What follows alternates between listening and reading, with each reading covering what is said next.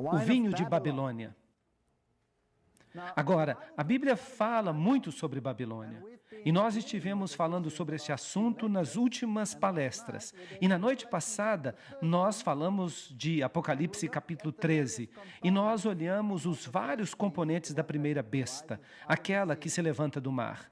E nós vimos que ela fala com a boca de um leão. Ela tem a boca de leão. E o leão era símbolo de quê? De Babilônia. Agora, a Bíblia quer também nos advertir que o povo de Deus está em Babilônia e que em algum estágio Deus vai dizer: saí dela, povo meu. Não é isso? Agora, o que seria se Deus dissesse para você: saia de Babilônia, e você não tivesse a menor ideia do que Babilônia é? Isso não seria um problema? Como você sairia dela se você não sabe o que ela é? Então, a Bíblia tem que, de fato, definir Babilônia para nós, para que nós saibamos do que é que nós temos que sair. E nós olhamos alguns indícios, pistas, já vimos isso. Nós identificamos alguns dos componentes de Babilônia.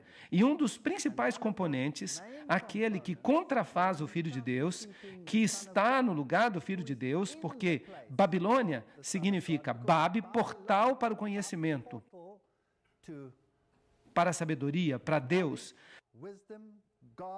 E a palavra Babilônia como um todo significa confusão. Então, essa palavra nos diz que há uma outra forma de salvação além de Jesus Cristo. E a besta a que ela se refere, o poder do chifre pequeno, forma um componente muito importante. É o falso Cristo, aquele que está no lugar de Cristo, o anticristo. E, portanto, se esse poder será seguido por todo mundo, e na noite passada nós vimos que o mundo inteiro se maravilhou após a besta, ou foi impressionado pela besta, sim, todo mundo. Então, quão proeminente deve ser esse poder? O que ele representa? Por que Deus o condena com palavras tão fortes? Eu vou lhes dizer por quê. Porque é um sistema contrafeito. É um sistema de contrafação que tenta vender a si mesmo como se fosse uma coisa real, quando de fato é um sistema falso. A Bíblia nos diz: nada tem de que ver com as obras más das trevas, mas em vez disso, exponde essas obras. Efésios. Então vamos dar uma olhada em por que esse sistema é chamado de Babilônia e que papel proeminente esse poder que é a besta, que nós tristemente identificamos como papado, que papel desempenha nessa trindade babilônica.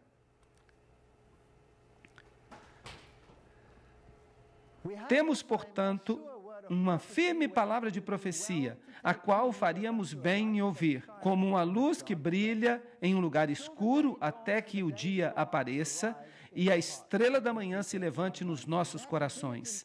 2 Pedro 1,19. Nós temos que estudar diligentemente as profecias. Nós temos que saber o que vai acontecer por trás do palco. Nós temos que saber por que Deus diz essas coisas. Jeremias 51, 6 e 7, falando sobre a Babilônia literal, diz: fugir do meio de Babilônia, e que cada homem entregue a sua alma. Agora, o tipo, a Babilônia literal, é o nosso manual para nos dizer por que Deus também chama essa confederação do tempo final de Babilônia. Não sede apanhados em sua iniquidade, pois este é o tempo da vingança do Senhor. Ele lhe dará a recompensa. Portanto, esse sistema é um sistema enganador, é uma religião falsa e leva as pessoas para a perdição.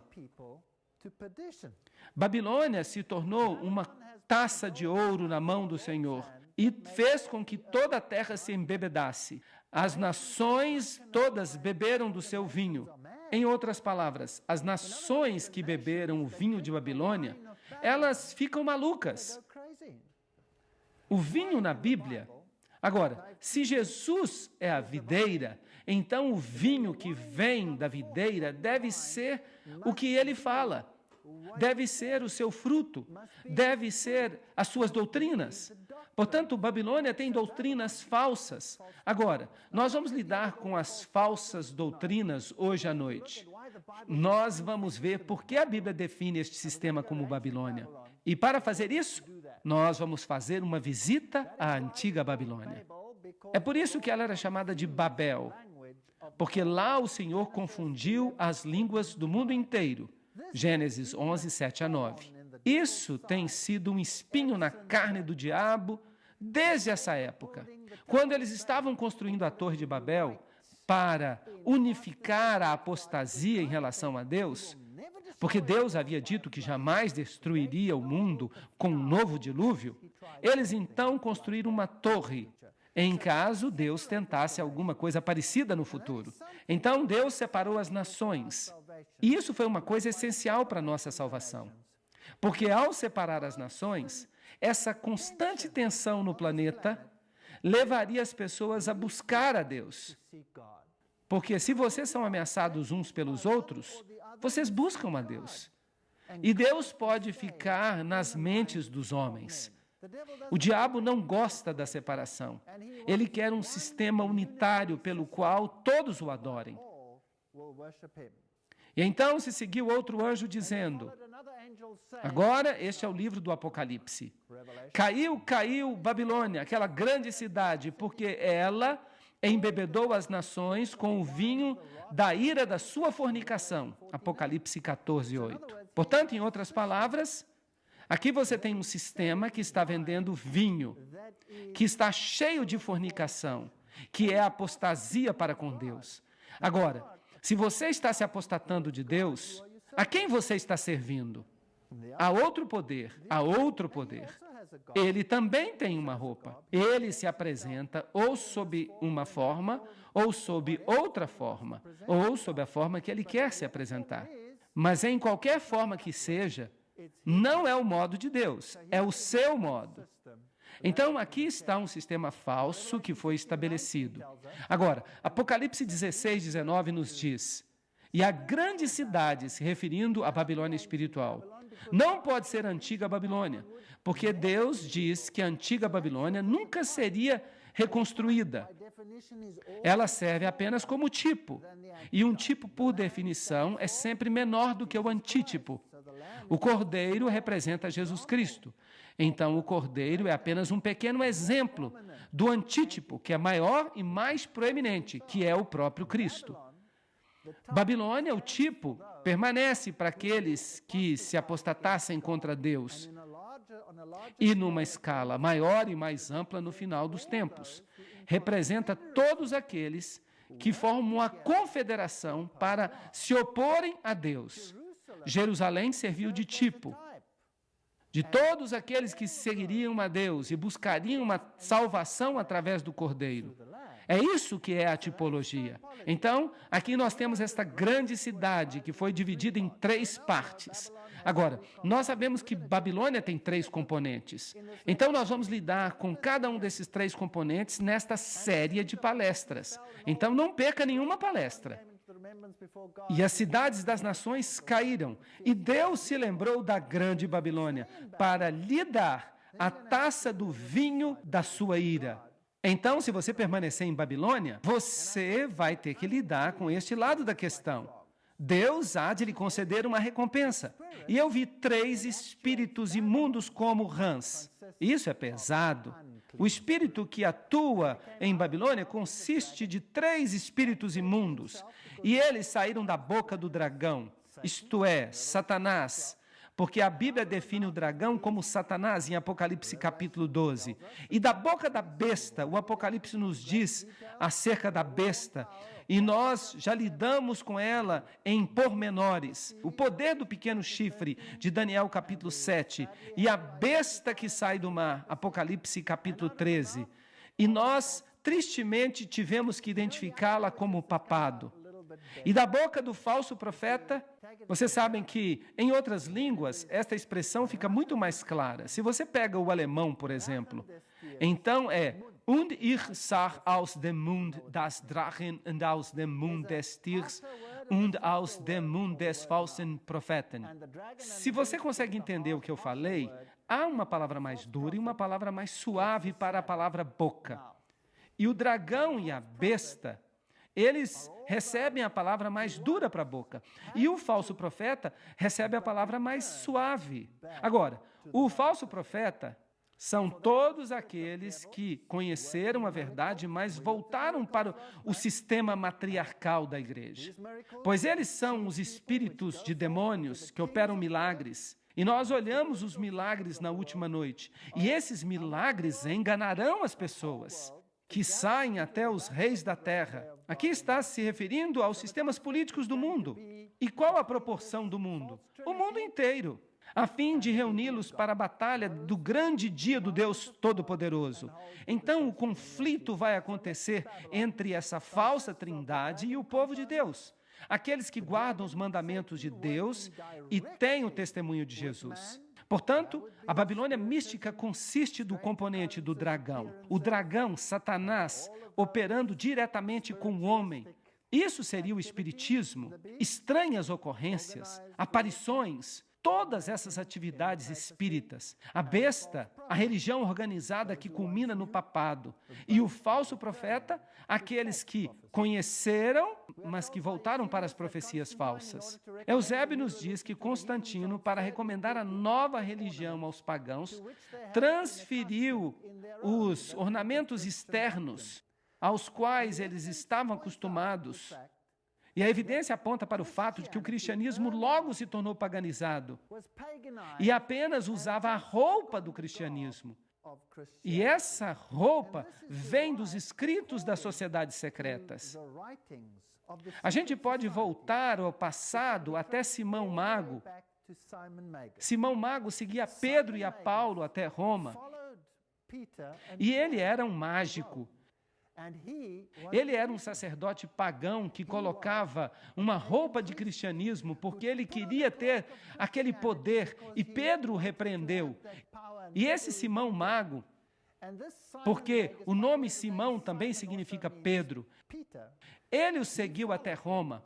E essa mistura oculta entre o paganismo e o cristianismo encontrou guarida ali. E ele se tornou o PTR. E as letras PTR nada tem que ver com Pedro, Simão, o apóstolo, mas elas indicam Simão Mago. Eu sei que depois que eu partir, lobos famintos virão entre vós e não pouparão o rebanho. Mesmo no nosso meio, homens se levantarão e distorcerão a verdade para extraviar até os discípulos. Os ensinamentos de Mago, do Simão Mago, eles vieram de Samaria, eles eram cabalísticos em natureza. E do cabalismo veio o gnosticismo. E o gnosticismo é o ensinamento de que o Messias é Osíris. Portanto, as antigas mitologias do Egito, que vieram do livro dos mortos, que vieram de Tutmoses III, que foi o próprio faraó que entrou em conflito com Moisés, que era o sumo sacerdote do ocultismo e do paganismo. Essa religião de Osíris e Ísis, a deusa, essa religião, como podemos dizer isso? Esta mistura religiosa de coisas humanas e divinas, essa adoração androgênica, porque as divindades eram tanto masculinas quanto femininas, elas eram intercambiáveis. Essa religião é que foi trazida para dentro do cristianismo. Agora, os deuses antigos, se nós queremos encontrá-los na moderna Babilônia, nós teremos que olhar na antiga Babilônia. Os caldeus adoravam Bel ou Merodach, e então havia Nino, o filho. E o filho era também adorado como Tamuz, e as mulheres de Israel gostavam de chorar por Tamuz, porque ele era um Messias artificial e contrafeito. O diabo tinha preparado um Messias antes que o verdadeiro aparecesse, para que o povo não aceitasse o verdadeiro. Como sabemos que Jesus é o Messias verdadeiro? Vocês se lembram da profecia? Vocês se lembram da profecia sobre o Messias? A profecia das 70 semanas. Aquela profecia que os rabis diziam que você seria amaldiçoado se você a lesse. Sua mão, seu dedo, seu pulso, seu braço, todo você é amaldiçoado se você contasse as 70 semanas. Porque ela identifica o verdadeiro Messias. Então, o Messias falso já estava lá e o seu nome era Tamuz. E também havia a deusa Reia. Ela era adorada como Ishtar, a palavra da qual temos a palavra Páscoa hoje em dia. Astarte, Beltis. E ela era a rainha do céu, sim, a rainha do céu. E ela era conhecida porque ela aplacava a ira das pessoas. Agora, no catolicismo, nós temos exatamente a mesma coisa. É declarado que ninguém vai ao Pai senão através de Jesus. Mas ninguém vai a Jesus senão através de Maria. E Maria é a mediatriz. Ela aplaca a ira do Filho. Então, nós temos um sistema similar àquele que nós tínhamos nos tempos de Babilônia. Agora, se você pega essas religiões e você olha para elas em base mundial, no Egito, essas deidades eram adoradas como Ísis, a deusa, e como seu filho Osíris. E Osíris era aquele que morreu, se tornou parte do sol, ressuscitou e voltou a esta terra como Horus. Horus era o filho divino e a mãe divina era Ísis. Então você tem mãe e filho sendo adorados. Na Índia, eles eram adorados como Isi e Iswara. É a mesma religião. De fato, a religião babilônica é hoje a religião universal de todos os sistemas religiosos.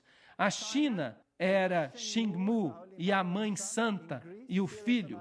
Na Grécia, Ceres, ou Irene e Pluto. Em Roma, era Fortuna e Júpiter Puer. Esse era o antigo sistema de adoração. É interessante que o mais atual seminário sobre o cristianismo no mundo hoje, o assim chamado Seminário de Jesus, no qual estão falando sobre uma nova reforma, Deus proíba que nós a chamemos de reforma. Eles ali falam sobre uma reforma. Eles querem colocar Jesus lado a lado com Osíris. Eu tenho problemas com isso porque um é a contrafação do outro. E as doutrinas religiosas associadas com o livro dos mortos, que dizem respeito a Osíris, elas são totalmente o oposto do que a Bíblia diz. Bem, Ezequiel 8,16 diz: à porta do templo do Senhor, entre o pórtico e o altar, havia 25 homens com as costas voltadas para o templo do Senhor e os seus rostos voltados para o oriente. E eles adoravam o sol na direção do oriente. Portanto, o antigo Israel, embora conhecesse o poder de Deus, já estava pervertido para este tipo de paganismo. Eu lhes explico por quê. Porque é uma religião muito sofisticada. Não subestimem o paganismo. Nós pensamos que essas pessoas eram tolas ou estúpidas porque elas adoravam os deuses pagãos. Nós não somos menos estúpidos. Vocês sabiam disso? A maioria da minha vida eu servia aos deuses pagãos, sem mesmo imaginar, mas isso foi um fato na minha vida. Portanto, eles adoravam o sol, porque o culto ao sol é uma contrafação perfeita da adoração ao Messias. Em outras palavras, é fácil substituir um pelo outro, colocar a roupa certa nisso e aplicar a liturgia certa, e então você obtém uma nova religião. Agora, a religião vem da lenda de Nimrod e de Semiramis. Nimrod era um guerreiro que lutou contra Deus. Foi ele que se apostatou. E por isso ele foi condenado à morte. E sua viúva, Semiramis, alegou que ele tinha ressuscitado e que tinha sido levado para o sol e que tinha renascido através dela. E assim como os peixes nadam nas águas do rio Eufrates, assim, o símbolo do peixe se tornou o símbolo do Deus que protegia Nimrod nessa transição. E então ela deu à luz a uma criança, que era naturalmente o nascimento, ou o renascimento, ou a ressurreição, se você preferir, daquela criança Osíris. Na Escandinávia, eles adoravam como Frigga e Balder, Vênus e Adonis em Roma, e Astorete e Baal na Fenícia. E a criança se tornou a portadora do pecado e se tornou o Salvador. E esse era o seu nome. Ele era chamado Zoroastro. Por falar nisso, o zoroastrismo está vivo e muito bem no Oriente Médio. É a semente da mulher, Mitras, o Salvador. E o mitraísmo é uma das formas mais sofisticadas da adoração ao sol. E nós lidaremos com o mitraísmo, porque é impressionante quem Mitra foi e o que o mitraísmo é hoje em dia. Mesmo aqui nos Estados Unidos, você ficará surpreso de quão ativo ainda está o mitraísmo. Dionísio também é portador de pecados. Baco, o ramo. Vishna, o homem vítima. Osíris, o rei dos reis. Vocês reconhecem esses títulos? Todos esses títulos pertencem a Jesus Cristo, mas eles foram usurpados por essas divindades pagãs. Agora, se você fosse o sacerdote desses deuses pagãos, então você adorava esses deuses sob muitas formas. Uma das formas mais proeminentes era a forma do deus Dagon. E o sacerdote de Dagon, Dagon, é a palavra egípcia para Deus. Dag é peixe. Então, é a forma de peixe desse Deus. Os sacerdotes usavam uma boina sob a forma de peixe na cabeça e eles também usavam um casaco completo de peixe. E o peixe no Antigo Egito e nas religiões pagãs se tornou o símbolo de Dagon. Nessa forma particular, a egípcia, você tem os chifres do touro. O touro, a primeira letra do alfabeto hebraico, era o símbolo do touro, o Aleph. Isso equivalia ao alfa no Oriente. O Aleph simbolizava o elefante. O elefante se torna o touro do Oriente. E essas criaturas se tornam símbolos do Deus Sol. Portanto, você tem a adoração ao touro e você tem a adoração ao elefante. E os chifres que havia entre os olhos do touro são também o símbolo de uma meia-lua. A lua sob a forma de foice, que se torna um símbolo do ventre da mulher que recebe o renascimento do Deus Sol. Portanto, mais tarde, ele se torna um pouco mais sofisticado e os sacerdotes de Dagon passaram a usar a boina sob forma de peixe e também o casaco, e então, mais tarde, eles substituíram o casaco de peixe por roupas coloridas, normalmente nas cores escarlate, que é a cor do sacrifício, e púrpura, que é a cor da realeza. Agora, você reconhece que tipo de boina está aqui em cima? Será que as pessoas a utilizam hoje sob outra forma? Sim, claro que sim. Vamos tentar agora encontrar esse tipo de boina entre os achados antigos de Babilônia. Sim, nós podemos achá-la. Esta daqui vem do Museu de Pérgamo. Eu mesmo tirei esta foto. Ali você tem o símbolo do sol e as linhas onduladas, por falar nisso. Linhas onduladas emanando do sol são o sinal do símbolo feminino. Linhas retas são o sinal do símbolo masculino. Através da união das divindades masculina e feminina, você tem o nascimento do Salvador. E aqui você tem os sacerdotes de Dagon caminhando em volta com baldes. Ali estão os baldes contendo água santa. E você tem essas escovas que foram feitas com isopo. E então eles aspergiam as pessoas para lavá-las. Será que esse ritual ainda é praticado hoje? Claro que sim, e mais ainda. Aqui você tem um sacerdote, o sumo sacerdote de Dagon. Ali você tem o símbolo no céu do deus Shamash, que é o símbolo da divindade. Ele tem asas, normalmente as asas de uma águia. Ali você tem o símbolo solar, que são duas estrelas sobrepostas uma sobre a outra, com 8 raios. E se você se encontrasse com o sumo sacerdote, você tinha que se curvar ao sumo sacerdote. E se ele, então, era o representante do próprio Deus, você tinha, muitas vezes, que beijar o seu anel ou beijar até o seu chinelo. Agora, se nós formos a Roma, aqui está o Panteão no centro de Roma. Este é o lugar onde todas as divindades dos tempos antigos eram adoradas. E ali fora você tem esta pequena estátua aqui, onde você tem um cuboide, que é também um símbolo do paganismo, por falar nisso. Então você tem o Aleph ali no fundo, o símbolo do Deus Sol. Então você tem a estrela, que é o símbolo fálico de Osíris. Então, na parte de cima está o símbolo da cruz. Mas nós vamos falar sobre isso mais tarde.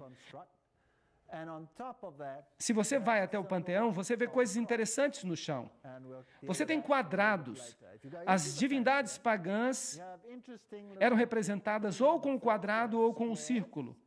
Então, você tem círculos e você tem quadrados. E porque elas eram boas e más, elas representavam os dois aspectos, portanto, você também tem quadrados brancos e quadrados pretos. Agora, se nós vamos até algumas igrejas católicas romanas, você vai descobrir nas catedrais, você vai descobrir o peixe também lá. Este é o antigo símbolo da deusa Astarte. Ali está a boina do peixe com o símbolo da estrela, ou o sol e a meia-lua ali mais na frente. E então você tem uma enorme quantidade de símbolos pagãos disponíveis, muitos dos quais são usados ainda hoje.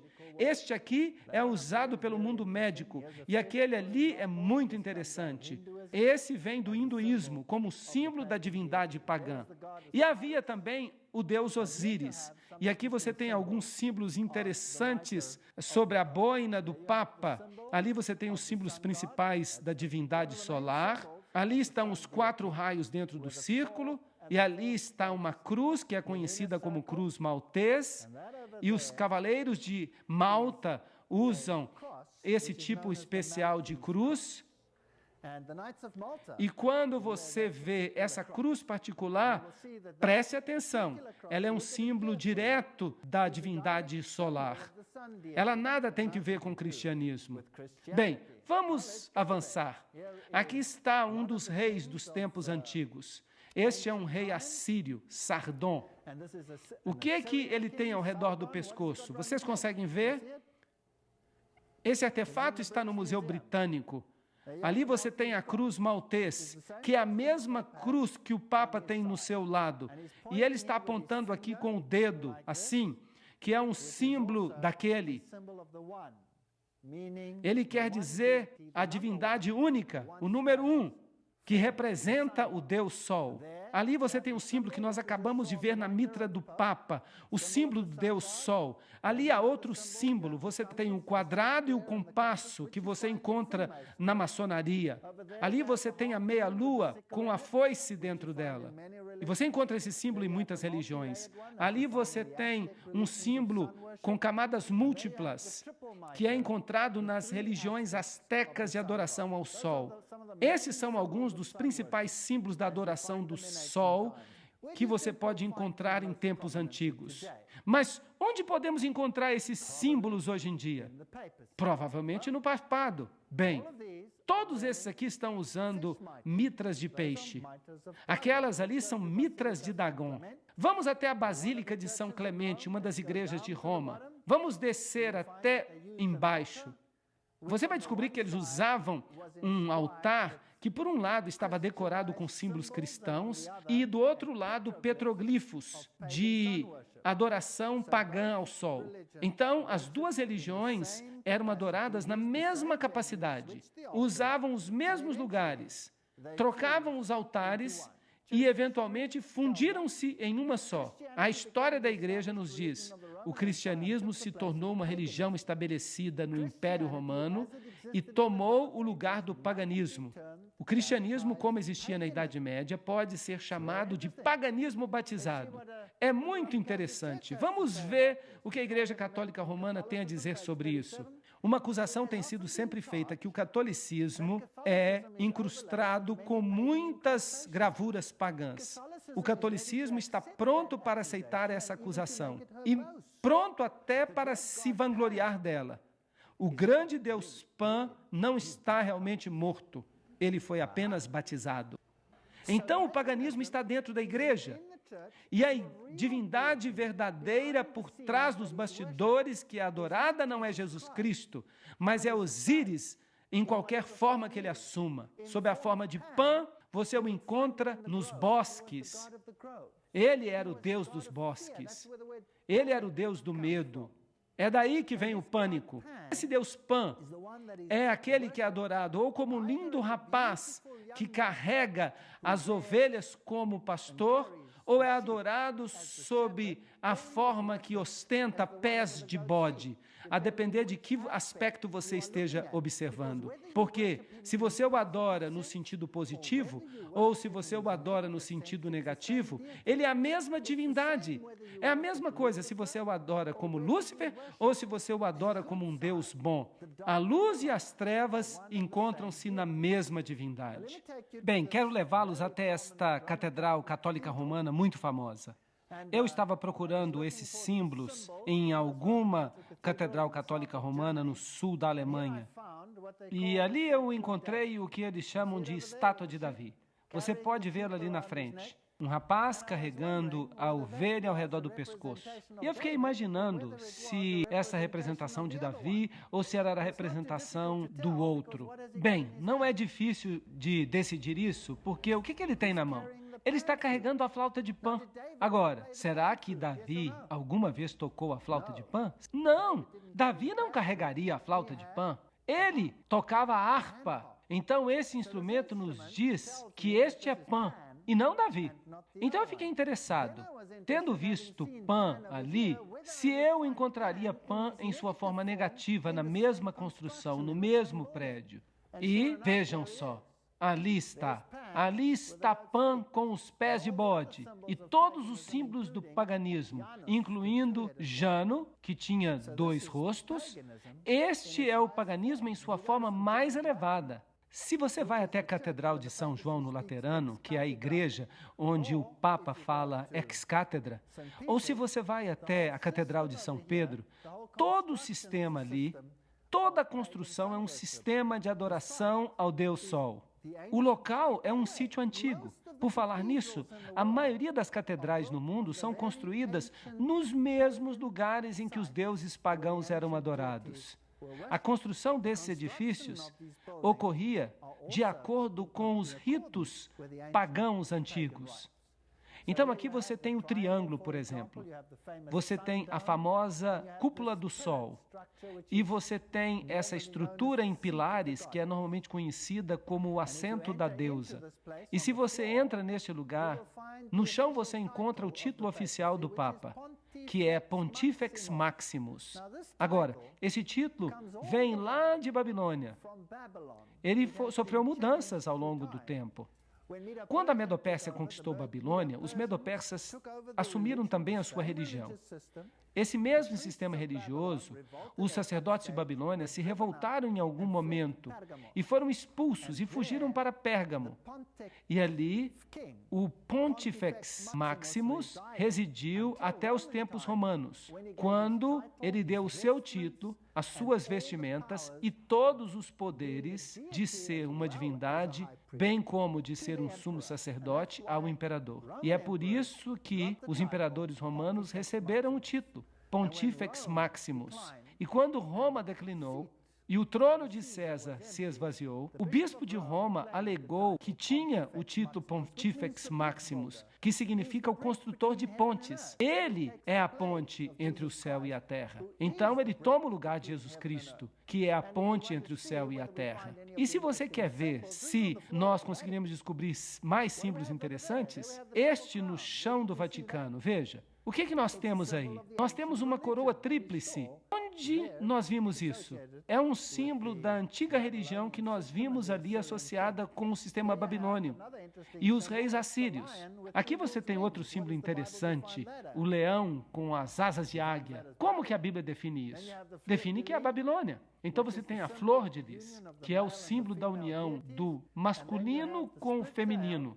E então você tem a cauda bifurcada, que é o símbolo do dragão. Tudo isso está ali. Você tem até o trono pagão, que eles dizem que é o assento de Pedro. Agora, para se qualificar para a salvação, você tem que entrar pela porta. Notem como isso está baseado na verdade, porque o diabo é a contrafação da verdade. Cristo diz, eu sou a porta, ninguém vem ao Pai senão por mim. No paganismo, há 3 portas, uma grande, uma pequena e uma média. Uma representa o masculino, outra representa o feminino e a terceira representa a divindade infantil. Então você tem pai, mãe, filho, se você prefere. Bem, aqui você tem na antiga cultura boliviana uma típica porta solar. Ali está o símbolo do deus Sol em cima e você tem 3 pedras sagradas e as rochas na praia Futamigaura. Isso aqui fica no Japão. Uma seria o pai, a outra a mãe e o sol. E em cima de tudo você tem o portal do casal divino, a porta solar que leva para dentro. Também em Futamigaura você tem os sapos de bronze, que também são uma forma da divindade, porque é uma forma de panteísmo. Deus está em tudo. E você tem os sapos, naturalmente, no Egito. Então, essas religiões não estão mortas, elas estão vivas, estão bem. Aqui você tem a porta solar alada de Sendang. Assim, o hinduísmo, a antiga religião, as religiões orientais, todas elas têm as portas solares de Babilônia. Agora, quem você esperaria, se você fosse o sumo sacerdote de Babilônia no nosso tempo, que fosse associado com as portas solares hoje em dia? Se a Bíblia está correta, você não esperaria que o papado tivesse a mesma coisa? No jubileu, João Paulo II abençoa a porta sagrada no dia do Ano Novo. Onde na Bíblia você lê acerca de uma porta sagrada?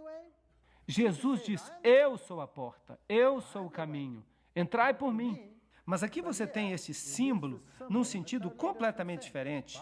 Por falar nisso, cada incrustação pagã está bem aqui, nesta roupa que ele está usando. Bem, o papado também alega que tem as chaves, e ele chama essas chaves de Pedro. Lá em Babilônia, elas pertenciam ao Deus Leão, as chaves para o céu e para o inferno. Você se lembra que ele disse que a decisão do Papa é mais importante e que Deus tem que obedecê-la? Pois é, esse sistema é que determina se você vai para o céu ou se você está perdido, e não Deus. Agora, aqui você tem outro símbolo do Deus Leão, ali na frente, em tempos antigos. Então, as chaves são o símbolo do leão. Vejam que cajado interessante que este leão está usando. Todas essas divindades antigas carregavam esse tipo de cajado, porque o cone do pinheiro era o símbolo da fertilidade. Agora, havia rituais para que essas pessoas se tornassem sumos sacerdotes. Elas eram consideradas uma reencarnação, como que uma reencarnação de Faraó, de Osíris, e, portanto, elas eram consideradas representantes de Osíris sob a forma de Horus na terra. Nas culturas antigas, eram carregados, normalmente num tamborete como este. Você também tinha leques, que consistiam de penas. Podiam ser penas de pavão, e o olho na pena do pavão é o olho da sabedoria, da divindade que eles adoravam. Ou poderia ser penas de avestruz, porque a pena é associada com um pássaro, que na análise final vem da fênix. Mas eu vou falar sobre isso em outra hora. Agora, esse aqui é do Papa, e aqui você tem o Papa Pio, ainda sendo carregado desta mesma forma, exatamente como nos tempos pagãos, com as chaves gêmeas que vinham de Babilônia. Os sinais manuais que estão sendo usados aqui são muito interessantes, porque eles são todos símbolos da adoração ao Deus Sol. Os sinais manuais que eles usam, tudo é meticulosamente praticado, porque tudo tem um significado em termos da adoração ao Sol. Há a coroa tríplice, e que também vem do paganismo. É com ela que o Papa é coroado. Aqui, a coroa está sendo trazida. Ali estão as duas caudas gêmeas, os cardeais deitados enquanto isso ocorre. Nós temos um interlúdio musical. É tudo muito agradável. Aqui você pode ver a ordenação de novos bispos e cardeais. Vejam que eles estão deitados, exatamente como nos tempos pagãos. Aqui você tem a tiara tríplice. O deus pagão usava a tiara tríplice 1800 anos antes de Cristo. E aqui você tem a tiara com chifres do deus alado dos assírios. Aqui você tem a coroa tríplice em Krishna, que é do hinduísmo. Portanto, a coroa tríplice é um símbolo da antiga religião de Babilônia. E ali você tem o touro alado, também com uma coroa tríplice que vem dos tempos assírios, dos tempos babilônios. Então, aquele que usa a coroa tríplice agora é o sumo sacerdote das antigas divindades. Aqui está a tiara do Papa VI, as 6 serpentes abaixo da pirâmide oculta nesta aqui. Agora, vamos ver o que se pode saber sobre a adoração à mãe e à criança, Maria e o menino Jesus. Este símbolo é exatamente o mesmo que você tem no paganismo. E é interessante que você tem a Madonna negra e você tem a Madonna branca. Você tem o Jesus negro e o Jesus branco. Agora, no paganismo era exatamente a mesma coisa. Osíris era adorado ou como preto ou como branco, a depender do aspecto da divindade que você favorecia. No jogo de xadrez, o que você tem aí? Você tem casas brancas e pretas. E o jogo de xadrez é planejado, é um jogo oculto, planejado desde a antiguidade através da maçonaria, para mostrar que, de fato, o peão não somente destrói o rei, mas você pode promover o peão à rainha. Ele se torna rainha se você quiser.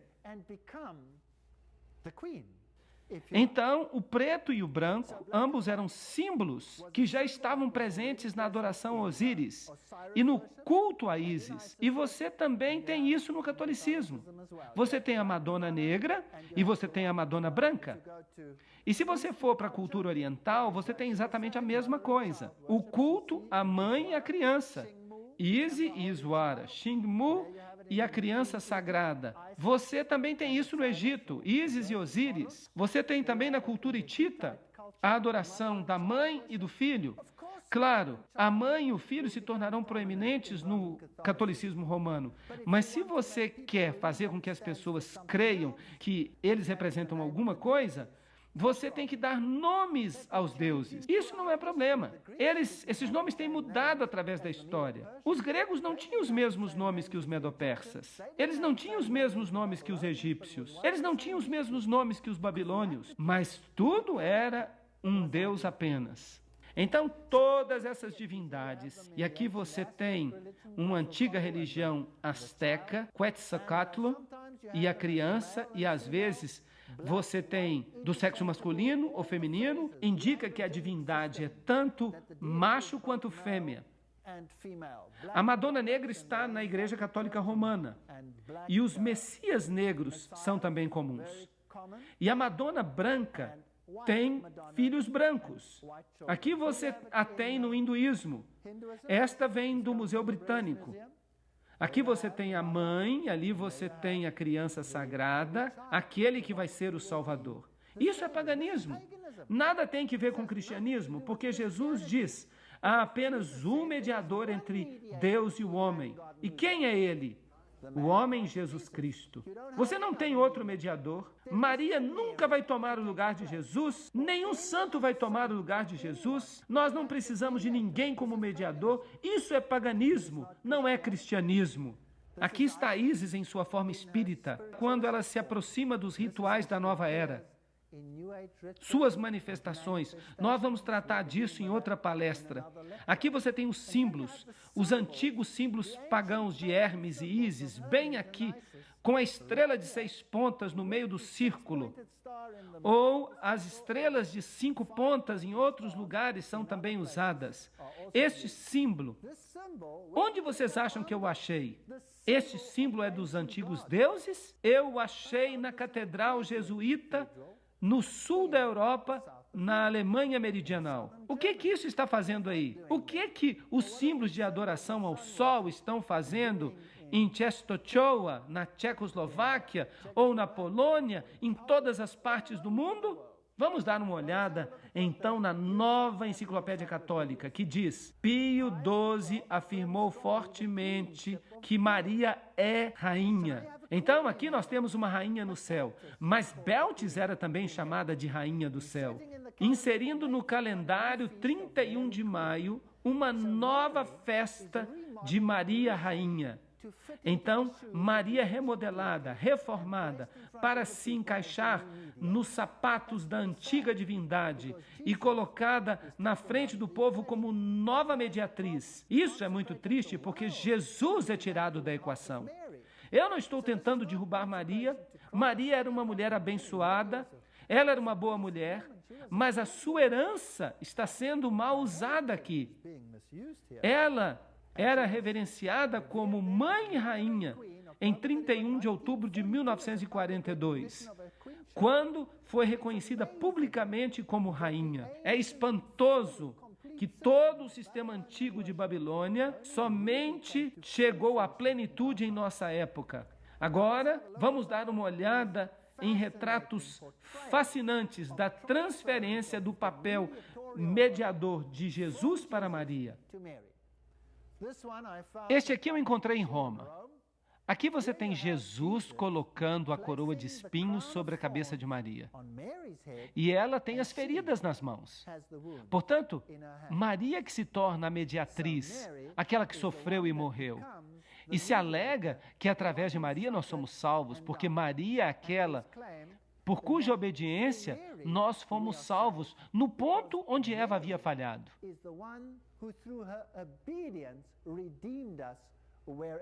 Agora, lembrem-se que eu fui católico.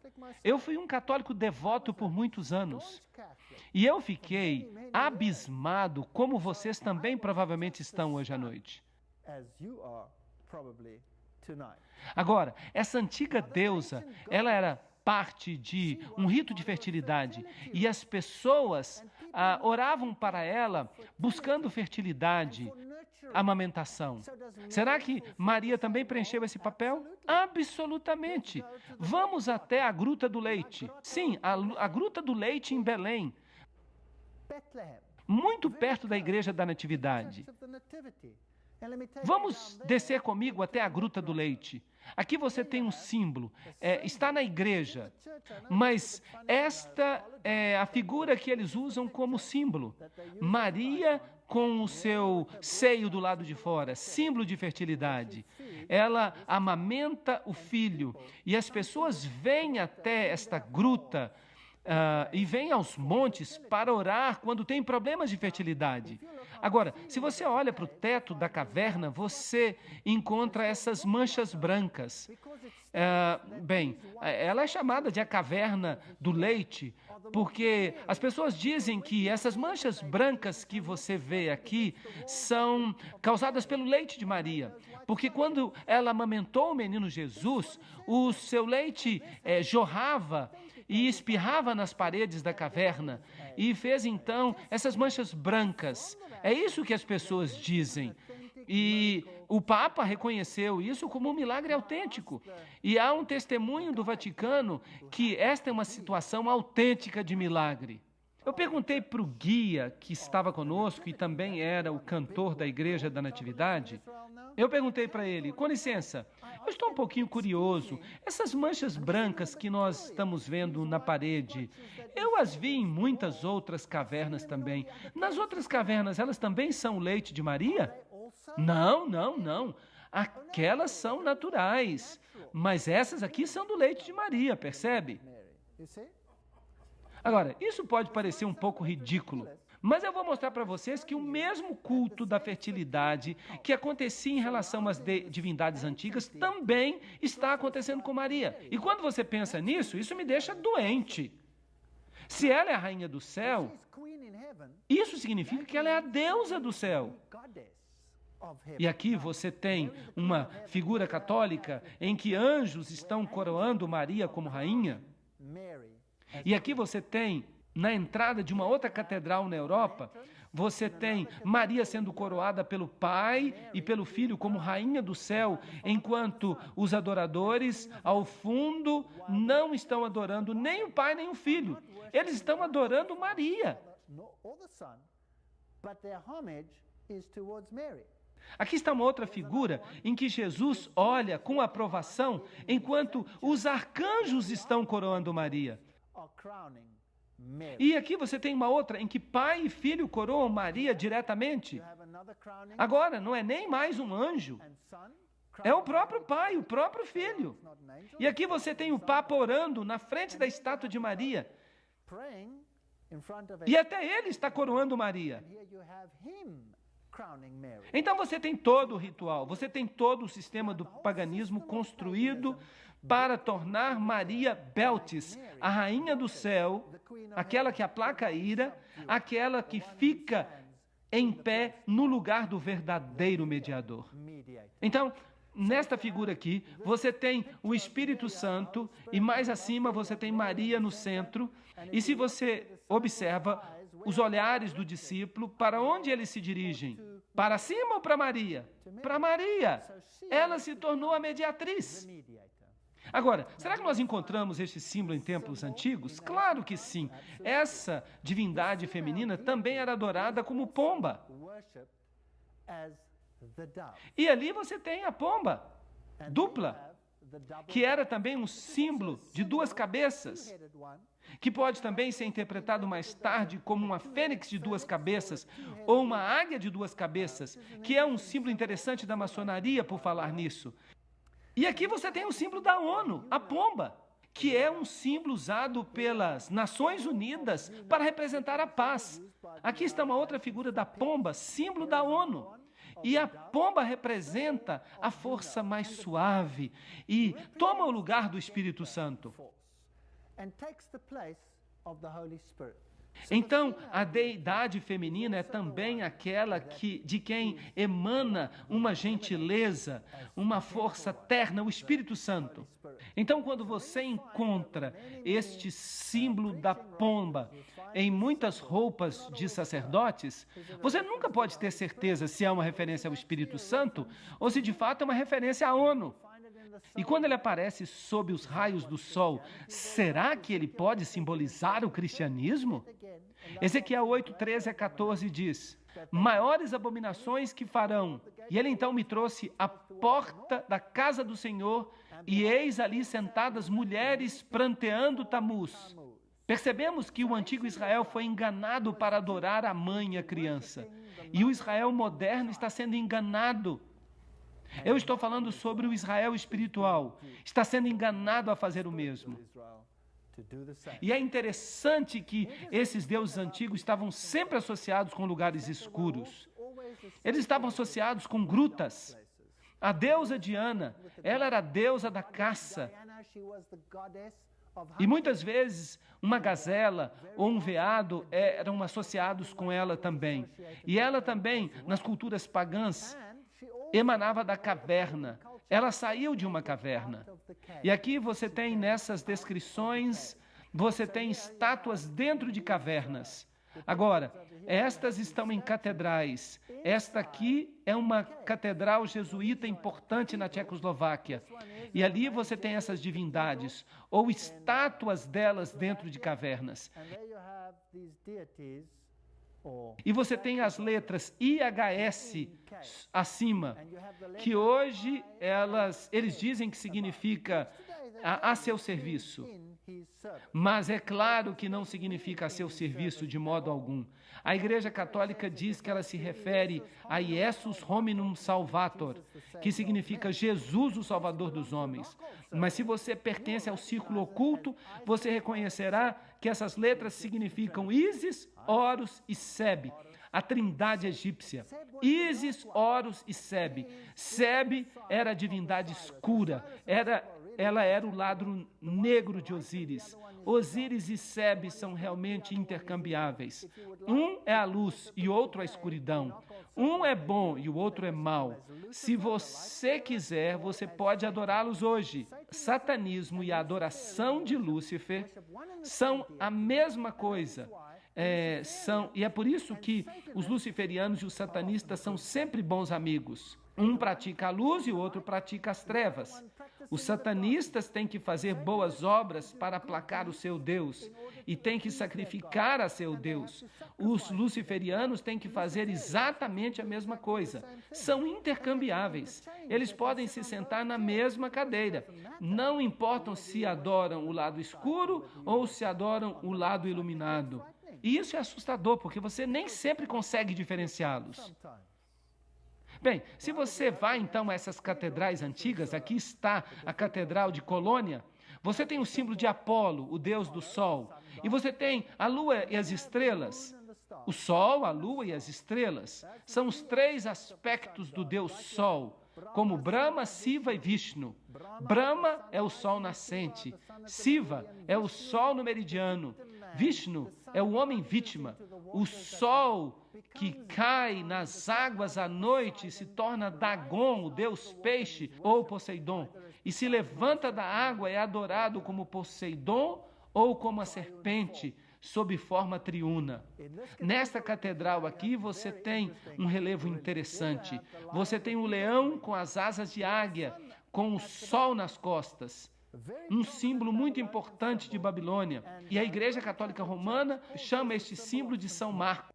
Agora, eu acho que você vai ter muita dificuldade para encontrar um leão com asas de águia, com raios solares por trás da cabeça, como um símbolo de São Marcos. O que você acha? Agora, o que ele está olhando?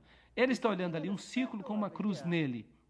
E este era um dos principais símbolos do Deus Sol. Este era um símbolo de Lúcifer, o símbolo do círculo com uma cruz dentro. Você o encontra em muitas organizações hoje. O outro símbolo, claro, é o símbolo do touro. Lembrem-se que o touro representa a primeira letra do alfabeto. Representa o número 1, símbolo do portador de luz. Lúcifer, também com um raio por trás dele. Eles o chamam de São Lucas, ou Lucas.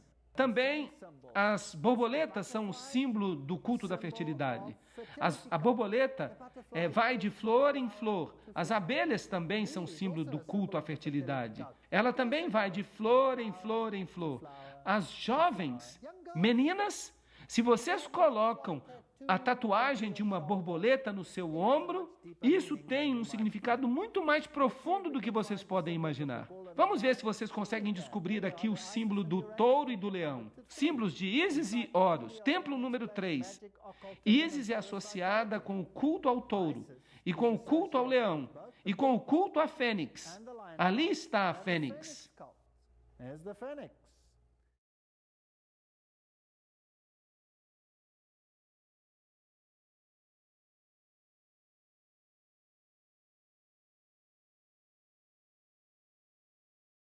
Muito bem, vamos voltar para o catolicismo. Se você vai a uma igreja ou a um mosteiro católico, ali há jardins, e no jardim você encontra Maria geralmente representada numa situação de caverna.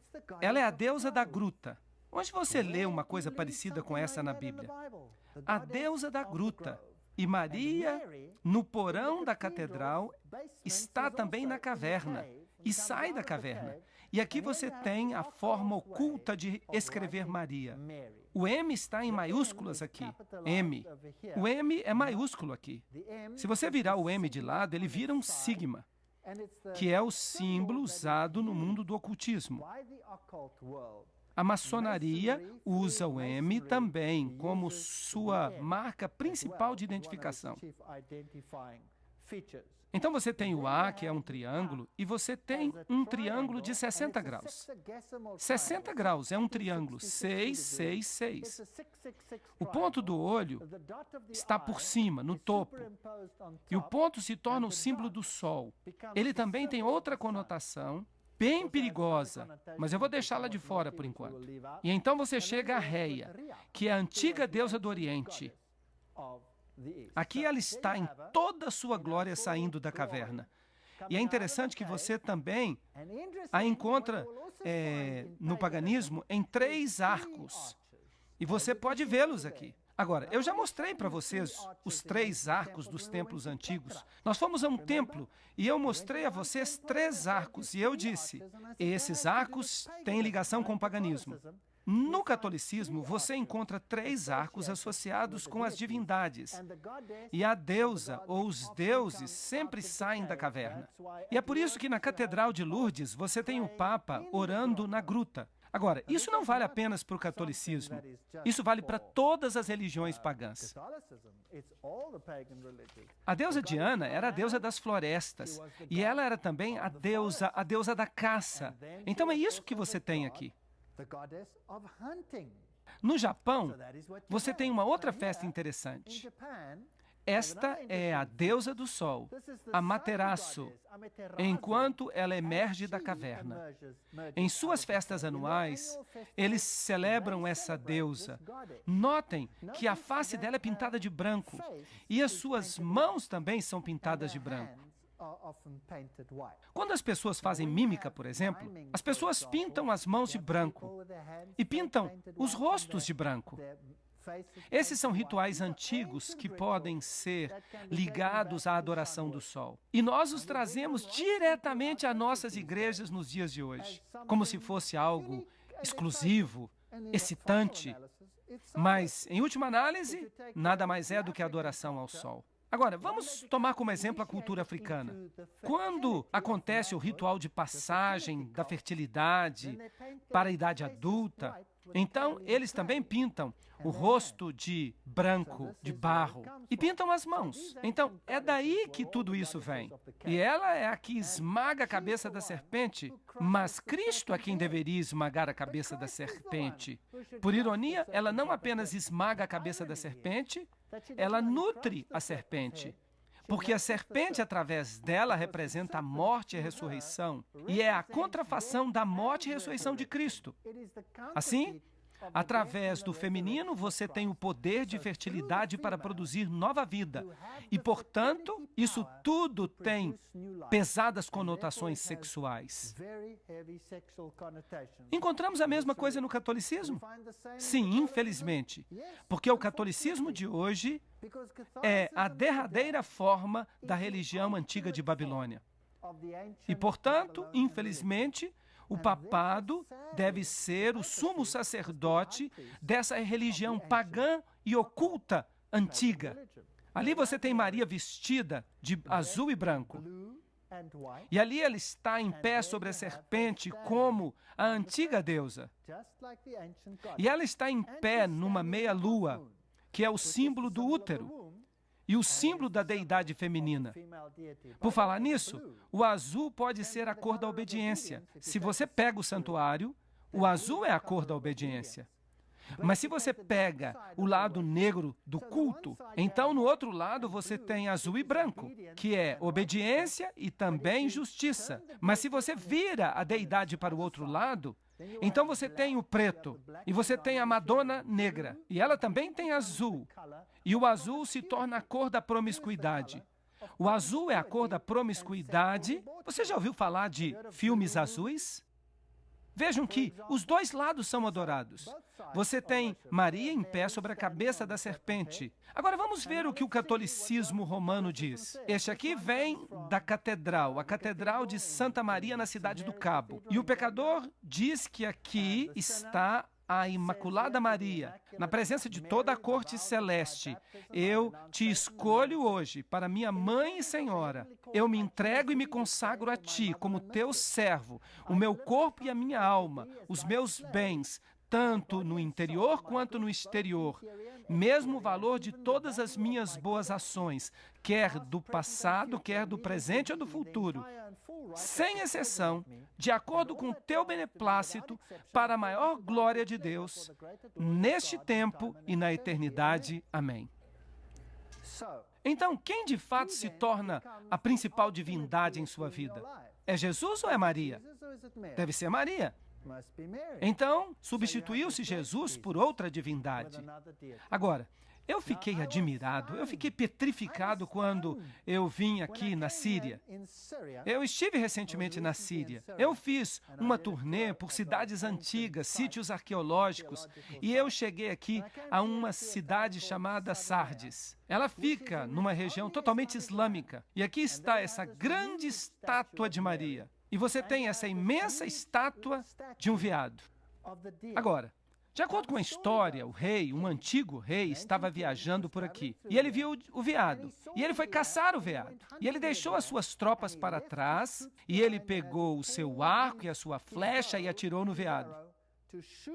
Mas o veado se transformou imediatamente em Maria. E Maria disse a ele: você precisa construir um mosteiro para mim neste lugar. Agora, este lugar não é um lugar de adoração apenas para católicos, mas para muçulmanos também. E isso é interessante, porque é aqui que as duas religiões se encontram. E aqui os milagres ocorrem. E neste mosteiro em particular, eles têm uma imagem. E essa imagem foi supostamente desenhada por nenhum outro senão pelo apóstolo Lucas. É uma imagem de Maria com a criança.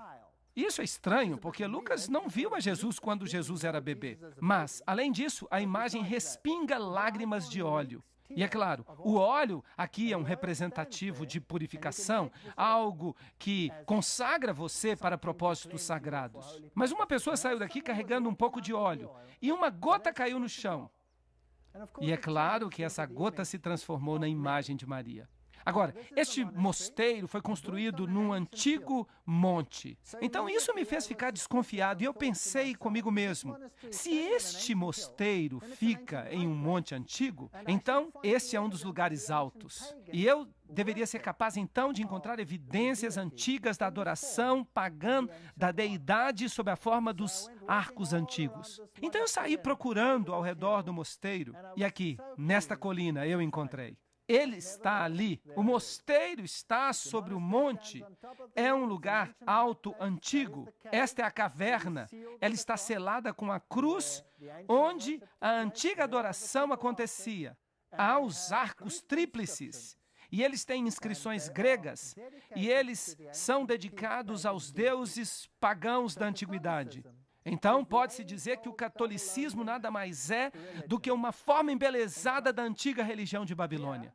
Aqui está o lugar onde a gota caiu. E eles têm esta barra aqui com todas essas trancas. Eu não sei para que essas trancas servem. Elas não trancam nada. Ali é o lugar onde a gota caiu e se transformou na imagem de Maria. Vou aumentar para vocês. Aqui está. E esta é a antiga pintura que supostamente foi pintada por Lucas. E você tem todas essas incrustações antigas e formas pagãs de adoração. Aqui está o bebezinho, que é supostamente Jesus, e é adorado nesta catedral em Roma como Tammuz. Agora eles o chamam de Bambino, o bebê Jesus. Mas olhem para ele, coroado com ouro e prata. Este é o boneco mais precioso que você pode imaginar. Aqui estão todas as letras que escrevem Bambino. Aqui está, Tammuz. Jesus não veio assim, veio? Meu Jesus nasceu numa manjedoura. Ele não veio vestido em ouro e joias e prata, sendo adorado como um bebezinho dessa maneira. Aqui estão escritas as letras antigas. O catolicismo ensina que você pode ser perdoado antes de cometer pecados. Mesmo hoje em dia. E aqui você tem a Santa Escada. E sobre essa escada, o catolicismo faz alegações surpreendentes. Mesmo hoje em dia. Parece inacreditável. Esta é a escada na qual Jesus ficou em pé quando foi condenado por Pilatos. E ele estava com a coroa de espinhos, e o sangue gotejou, e há gotas de sangue, supostamente nesta escada ainda hoje.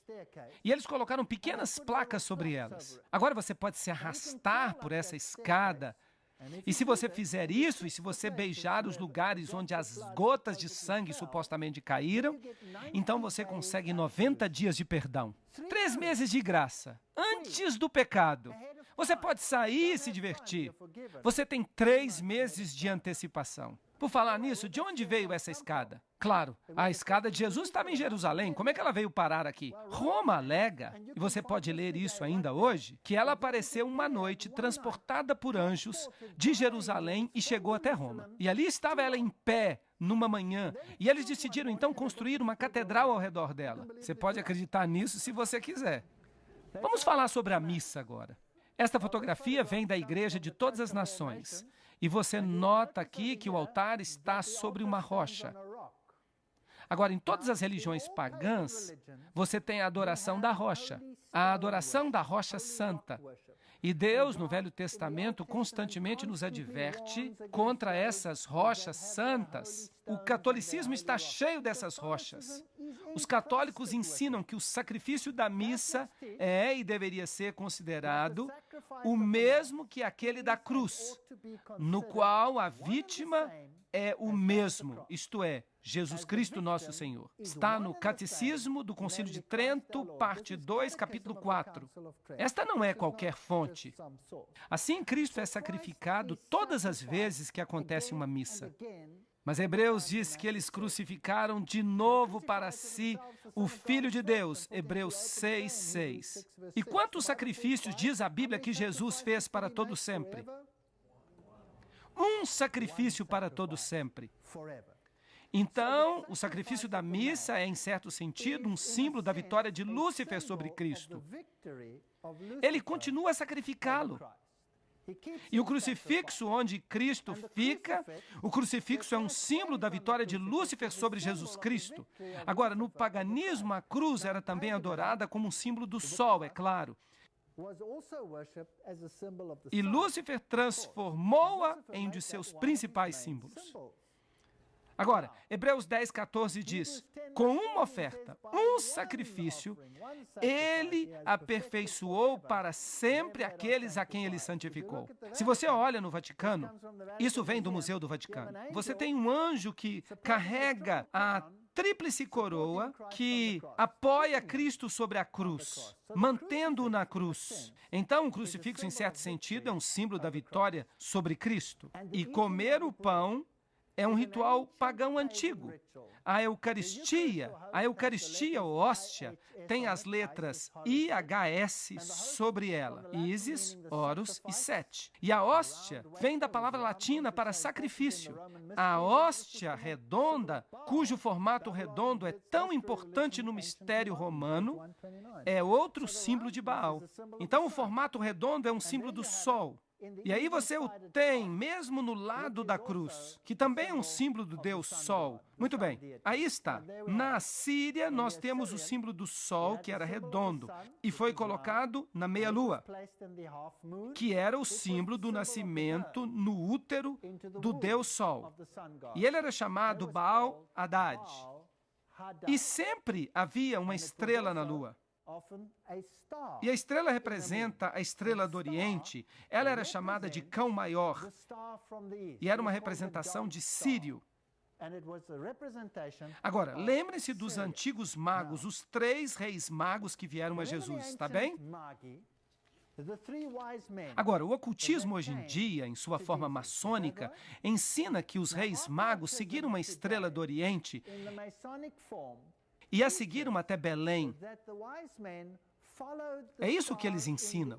Pergunta, se os reis magos vieram do Oriente, então onde estava a estrela em relação a eles? Sobre Belém? Ela estava no oeste. Então, de fato, a estrela que eles estavam servindo não é a estrela que representa Jesus Cristo, mas aquela no Oriente que representa Sírio, Cão Maior, e é um símbolo de Lúcifer, não de Jesus Cristo. Então, esse era o símbolo mesopotâmio antigo de Baal Haddad, a estrela ou o disco redondo. Não importa se é um ou outro. Um é o símbolo de Horus, que é o renascimento, e o outro é a forma de Osíris, que é a forma adulta. Não importa, é tudo uma só coisa. Aqui você tem o símbolo de Osíris, o disco redondo na meia-lua, que é o símbolo de Ísis, ou ali você tem o símbolo de Horus, que é o nascimento do sol, o filho e a meia-lua. Agora, quem é que usa esse símbolo hoje? Que religião tem isso como seu principal símbolo? O Islã. Para o Islã, esse é o símbolo principal. O islamismo e o catolicismo estão lado a lado. Você vai para o Oriente Médio, você vai para os países islâmicos, onde o evangelismo é proibido, onde você não pode fazer prosélitos em nome de Jesus Cristo. Você encontra mesquitas e catedrais católicas, uma ao lado da outra, onde quer que você vá. Quer você vá para Amã, quer você vá para Jerusalém, quer você vá para a Síria. Se você fizer isso, você vai ver a Catedral Católica Romana lado a lado com a mesquita. Por quê? Porque adoram o mesmo Deus, Baal, Haddad. Vejam comigo, aqui está o Papa com a hóstia. A forma redonda que representa Baal. Ali está ele com uma taça. Baco, deus do vinho e da bebedeira. E eles servem vinho fermentado. Mas a Bíblia diz que o símbolo era um pão sem fermento. E, portanto, se o fermento é um símbolo do pecado, então eles deviam usar o vinho sem fermento também. Mas os católicos usam o vinho fermentado e o símbolo redondo, e eles colocam tudo isso junto com a meia-lua.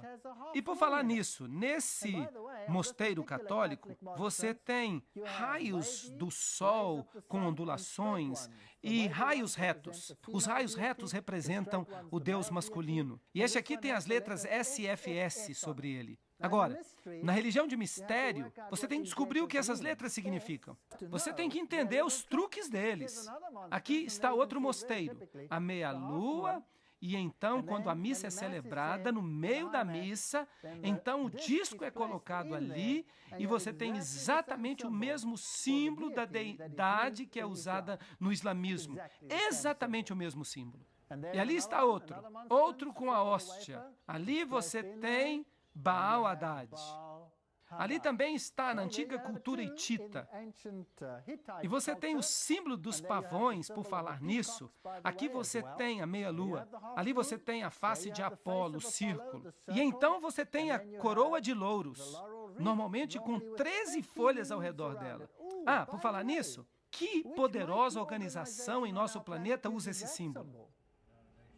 As Nações Unidas. E isso é muito interessante. ONU. Que, por falar nisso, é o nome de outra divindade. Mas eu vou falar sobre isso depois. Aqui você tem Mitra, o mitraísmo. Agora, o Mitra é aquele que mata o touro. E você tem um cão que o ajuda. E ali você tem uma serpente que o ajuda. E você tem um escorpião que pica o touro num lugar muito estratégico. E se você olha para o chapéu de Mitra, que tem esse formato, esse é o chapéu de Mitra, o mitraísmo. Agora, eu quero que vocês olhem para esse chapéu com cuidado, porque na próxima palestra eu vou falar mais sobre isso. Vocês vão ficar admirados quando eu falar sobre o chapéu de Mitra. É muito interessante. A estrutura do culto era hierárquica, através de uma série de 7 graus. Cada um deles tinha um símbolo especial. Córax era o corvo sob Mercúrio. Ninfos foi um neologismo que significava noivo. Esses são os níveis do mitraísmo. Sob Vênus, a deusa. Assim, os sacerdotes de Mitra tinham que ser celibatários, porque eles se casavam com a deusa Vênus como se fossem seu noivo. Será que nós temos um sistema religioso em que os sacerdotes do sexo masculino têm que ser celibatários? Muito bem, então nós temos Mili, a pedra de moinho, sob Marte, nós temos Leão sob Júpiter, Pérses sob a Luna, isto é, a Lua, Heliodromo sob o Sol e, finalmente, nós temos Pater. Esse é o grau mais elevado, o grau superior do mitraísmo. O Pai fica sob Saturno e Saturno é o deus do submundo. Saturno é o deus da morte. Saturno é o equivalente do deus Sete na trilogia egípcia. Agora, pater, pai. Nós temos um sistema religioso hoje no qual o sacerdote é celibatário, no qual a deidade que faz o papel de mediador é feminina e no qual ele é chamado pai. Nós temos um sistema assim hoje. Se eles dizem sim, então deixe-me ser sincero com você, eu não quero parecer um estranho aqui hoje. Vamos dizer que se parece muito com o sistema velho, então qual é a possibilidade que seja de fato o sistema velho? 100%, eu lhe garanto. Quando eles adoravam Deus Sol egípcio, Osíris, eles lhe davam uma hóstia redonda exatamente como se faz hoje. E esta hóstia é carregada ritualmente através das ruas no catolicismo, como era nos tempos pagãos. Baal Haddad, o sistema é um sistema de Roma. Você acha que na análise final as grandes religiões do mundo terão qualquer problema de se identificar com o bispo de Roma? Sim ou não? Não, eles não terão nenhum problema, porque sob essas várias camadas de doutrina oculta, o que as massas sabem, o que os que estão dentro sabem, no topo disso tudo só há uma religião, todos servem o mesmo mestre. Agora, não vou ser eu que vou dizer para você a que mestre eles servem, porque vocês poderiam me acusar. Vamos deixar que a Bíblia fala. Quem deu a ele o seu assento, o seu poder, a sua grande autoridade? Apocalipse capítulo 13. O dragão. E quem é o dragão de acordo com a Bíblia? É Satanás. Isso é adoração a Lúcifer. Aqui você tem os símbolos da lua, do sol e a estrela no catolicismo em todas as catedrais. Este aqui é fascinante. Esta é uma catedral católica na Alemanha. Eu fiquei admirado. Está aqui por toda parte. Olhem, mesmo nesses relógios, eles sabem o que estão fazendo, sabem o que estão fazendo. Este é um edifício moderno. Aqui você tem o símbolo da lua e da estrela. E quando o ponteiro do relógio anda, você tem o nascimento do Deus Sol, Baal Haddad. Baal Haddad. Baal Haddad falando ao mundo quem é Deus. É por isso que você tem aqui também na meia-lua, com os raios do sol, raios ondulados e retos. Aqui você tem toda a catástrofe, reta, curvada, na meia-lua, em pé, sobre a serpente. Essas são as divindades pagãs antigas. Ali você tem a Trindade também. A meia-lua com Maria e a criança na meia-lua. Mesma coisa nessas pinturas antigas. E o símbolo do pássaro dando a sua carne como alimento para seus filhotes. Símbolo da fênix que se levanta das próprias cinzas e volta à vida.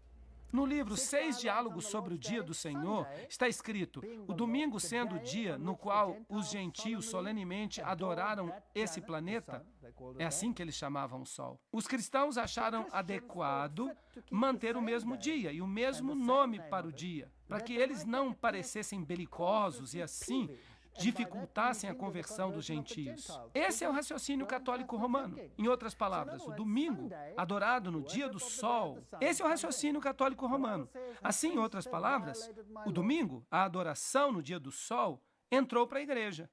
A Bíblia diz, seus sacerdotes violaram a minha lei e profanaram minhas coisas sagradas. Eles não fizeram diferença entre o santo e o profano. Nós vimos como Roma mudou o dia de adoração do sábado para o domingo, a fim de se alinhar com o culto pagão.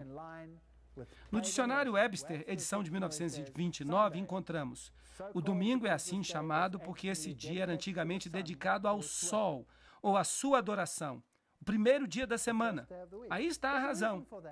É porque é de fato a adoração. Eles não estão enganados. Aqueles que estão na liderança sabem exatamente o que estão fazendo. Eles sabem exatamente. Aqui está a face da criança dentro do símbolo da fertilidade no altar católico romano.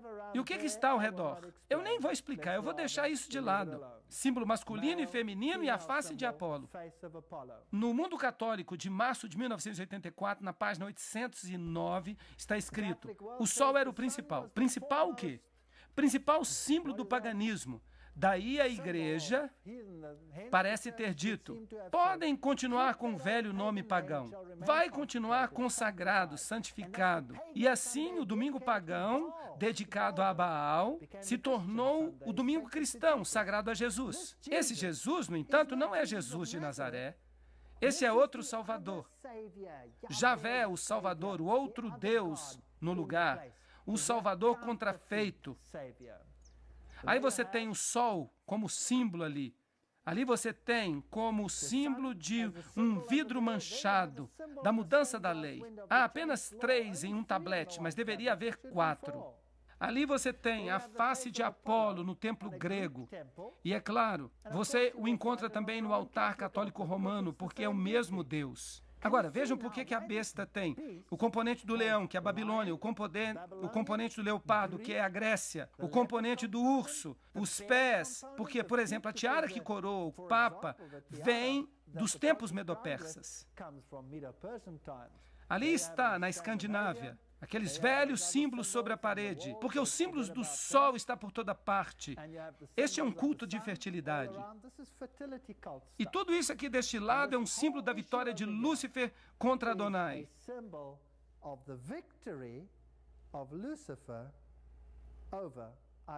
Nós vamos ter que entrar no ocultismo para ver isso. É uma coisa assustadora. Mas nós vamos falar sobre isso. Há aqui outra coroa tríplice, supostamente representando Deus o Pai. Aqui está o crucifixo sendo carregado por toda parte, o símbolo da morte de um e da ressurreição do outro. E as auréolas? Bem, nós temos uma auréola na deusa japonesa da felicidade. Ali você tem uma auréola em Krishna. Ali você tem uma auréola num deus hindu. É um símbolo do sol. E ali você tem uma auréola numa figura católica romana. Esta aqui eu tirei a foto na catedral. Uma catedral novinha em folha que eles construíram em Londres. Uma catedral católica romana. Há tantos símbolos pagãos ali que ofuscam a mente da gente. E por falar nisso, ali está a serpente. Você consegue ver? Estão encostados na serpente. Interessante. Aqui está outra divindade oriental com uma auréola. Ali estão deuses japoneses e chineses com auréolas. E o símbolo da cruz. Ali você tem, em Mesopotâmia, era um símbolo do Deus Sol. Isso foi muito antes de Cristo, muito antes de Cristo. Ali está de novo na Mesopotâmia, ali está num relevo. Esta cruz está numa forma diferente, porque esta forma é o símbolo da vida, a divindade da vida. E os sacerdotes pagãos usam este símbolo ao redor do seu pescoço. Então você tem esta linha que rodeia, desce e se estica até aqui. Agora, quem é que usa uma coisa parecida com essa hoje em dia? Os sacerdotes católicos é que usam. Esta parte indo em volta do pescoço e às vezes as linhas sobem pelo lado, simbolizando exatamente a mesma coisa. Aqui está a estátua de Maria segurando um relâmpago em sua mão. Agora, o que Maria tem que ver com relâmpago? Bem, há uma estátua de Zeus com um relâmpago em sua mão, porque quer que você use a figura masculina ou a figura feminina, esta divindade sendo andrógina, não importa, é tudo a mesma divindade. Símbolos pagãos, sinais manuais. Este aqui é o símbolo pagão da antiga Trindade. Também é mostrado aqui. E ali está no catolicismo romano. Ali está na antiga estátua de Júpiter, que hoje é reverenciada como a estátua de Pedro. Mas ela vem diretamente de um templo pagão, diretamente para o Vaticano. E ali está ele com o antigo símbolo pagão. Ali está alguém beijando-lhe o pé. E ali você tem o mesmo símbolo nas tribos nórdicas. Ali está a mão de Buda, exatamente a mesma coisa. Ou você pode ter desse outro jeito, com 3 dedos. Ali está no papado. Ali está o mesmo símbolo no budismo. Conseguem ver isso? Eles usam exatamente a mesma coisa. São exatamente a mesma coisa, certo? Por trás dos bastidores.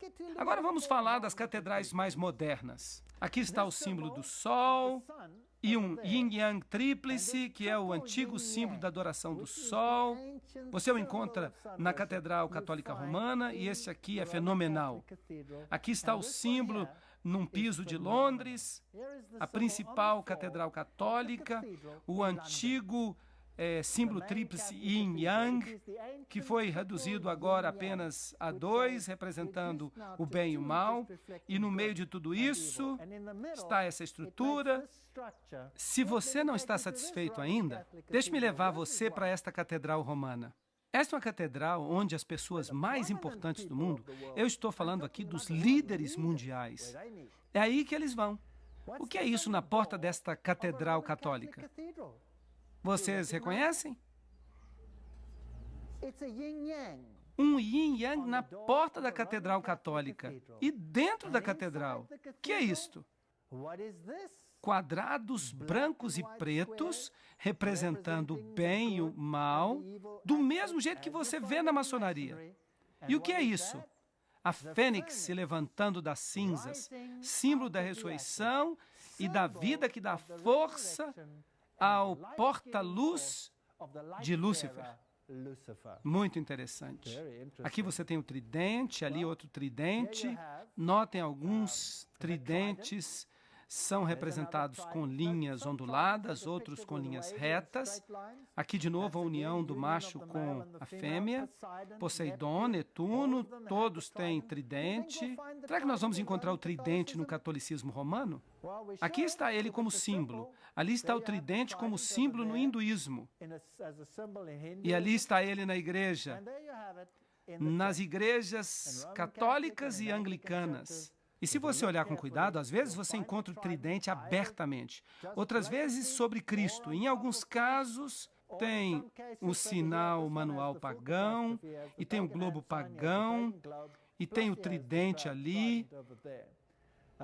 Ali você tem a flor de lis.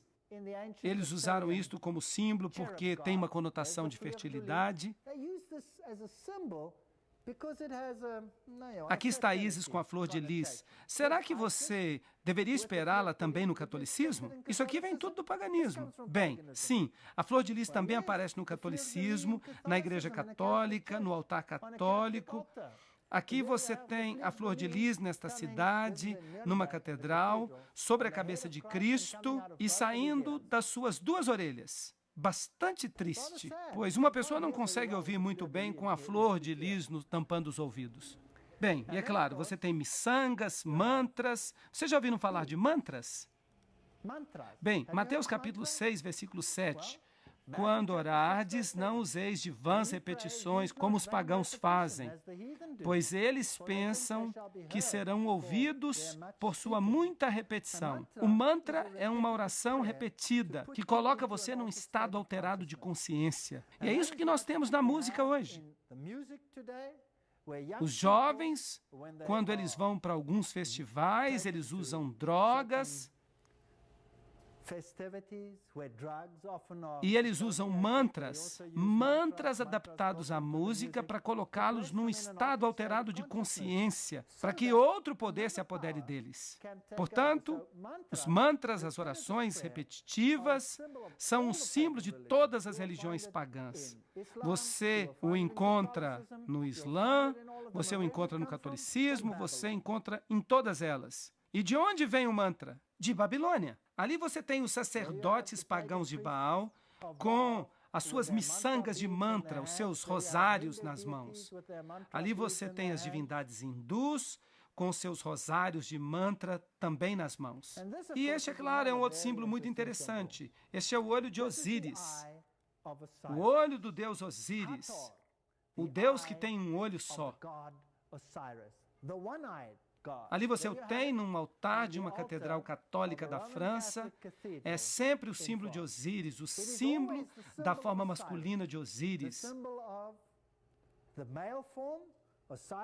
Ou da forma feminina, a vaca sagrada, a deidade feminina. Ela era adorada no culto de fertilidade como uma vaca que dava leite, que nutria o seu filhote, ou como uma linda mulher.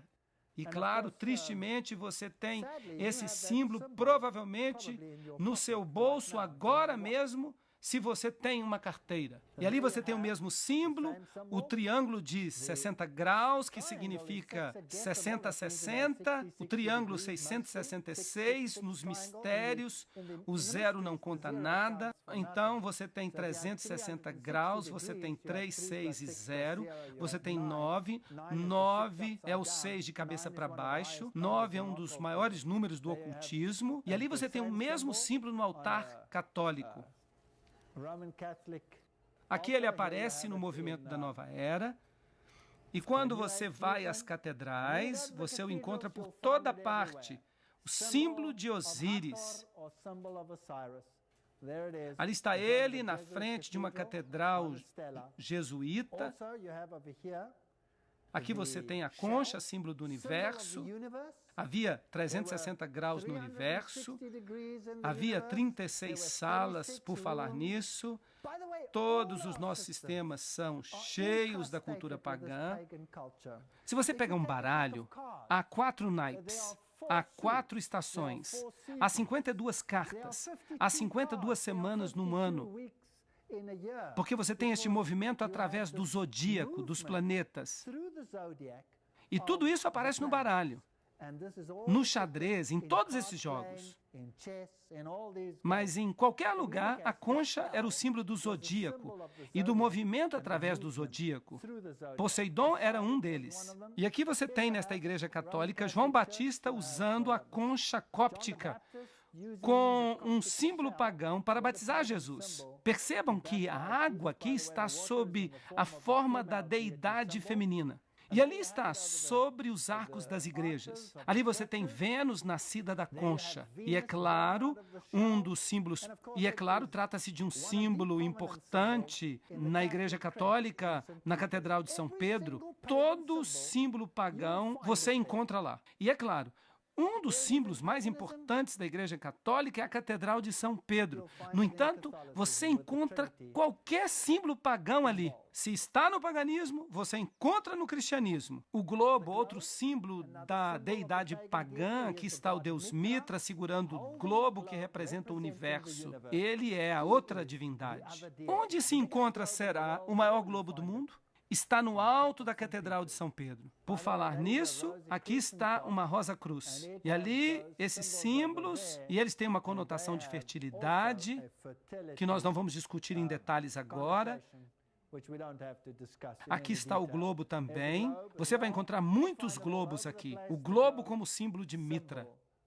Este é Tammuz, mas eles dizem que é Jesus com o rosário ao redor do pescoço e com o globo em sua mão. O mesmo com essa estátua aqui, o globo na mão, a adoração do Sagrado Coração que você encontra no catolicismo. Ali está entre os astecas, você o encontra em todas as culturas pagãs. Vem de Babilônia. E se você for para o Vaticano e observar o principal centro desse tipo de adoração, você encontrará todos os símbolos da adoração do Sol bem ali na Catedral de São Pedro. A adoração do Sol, a adoração da Lua. Aqui você tem as pilastras serpentinas da abóbada de Bernini. Você tem todos os aspectos da adoração do Sol. Você tem até a cúpula, que é conhecida como a cúpula do Sol, símbolo da adoração do Sol. E no chão das catedrais, você encontra os símbolos do zodíaco. E a observação das estrelas, a astrologia, todas essas coisas que faziam parte da cultura dos caldeus.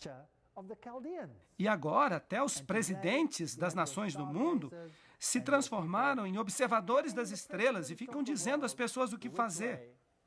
O mundo não mudou nem um pouco. A Porta Dourada, na Capela de Santo Inácio. Esta aqui fica em São Francisco. Ali você tem o unicórnio. E ali você tem todos os antigos sistemas, desde a fênix até o dragão, ao pavão, ao antigo Ro e o Ki, que representam 660, mais o círculo, que representa o 6 ou o 9. Lembrem-se do círculo ao redor dele. 360 graus.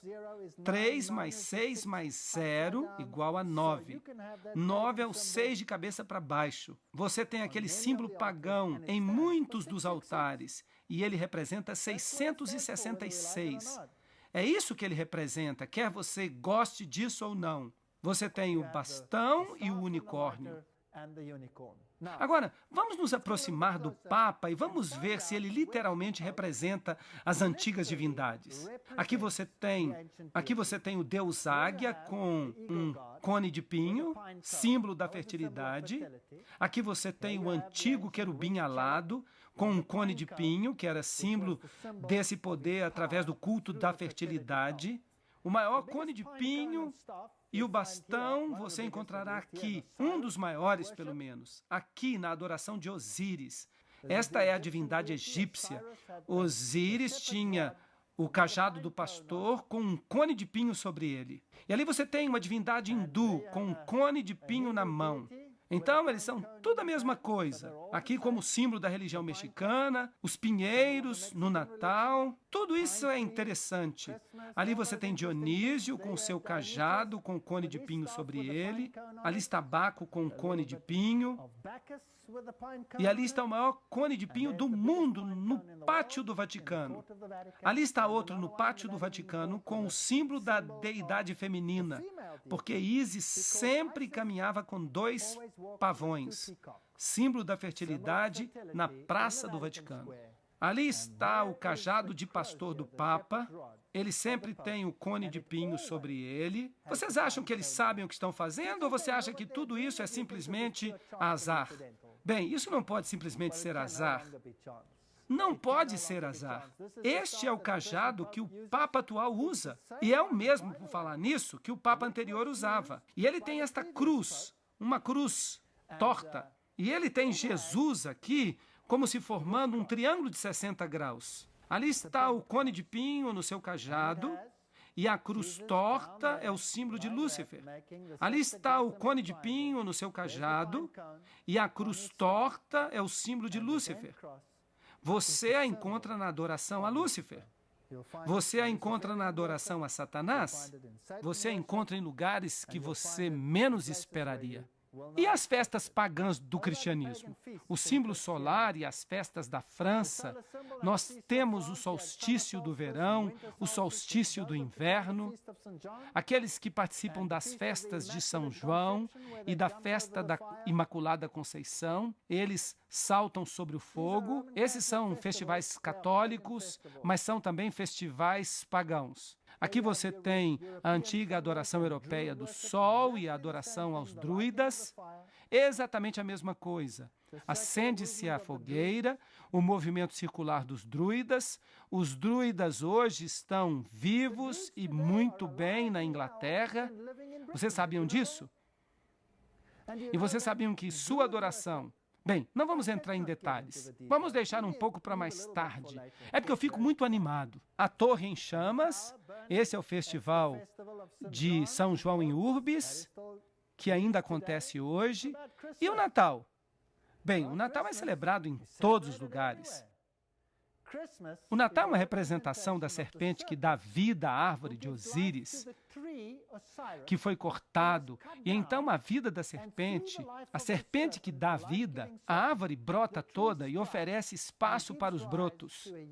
Esta foi decorada com globos redondos e iluminada em tempos antigos para celebrar o renascimento de Osíris sob a forma de Horus. Eles também pegam a lenha, que chamam de lenha de Yule, e a jogam no fogo, representando a morte e o sofrimento de Osíris com sua ressurreição. O visco, que é um símbolo de Natal, mas também de fertilidade e amor. Se você fica debaixo do visco e recebe um beijo, já era, você se apaixona.